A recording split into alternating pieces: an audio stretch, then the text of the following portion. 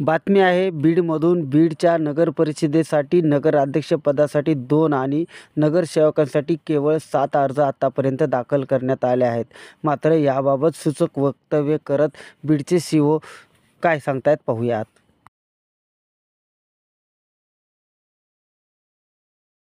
परिषदेच्या नामनिर्देशन पत्र स्वीकृती सुरू झालेली आहे.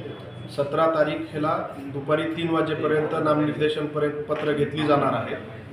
आज 13 तारखेला दुपारी 3 वाजेपर्यंत नगराध्यक्षपदासाठी 2 नामनिर्देशन पत्र प्राप्त झाले असून नगरसेवक पदासाठी आतापर्यंत 7 नामनिर्देशन पत्र प्राप्त झालेली आहे.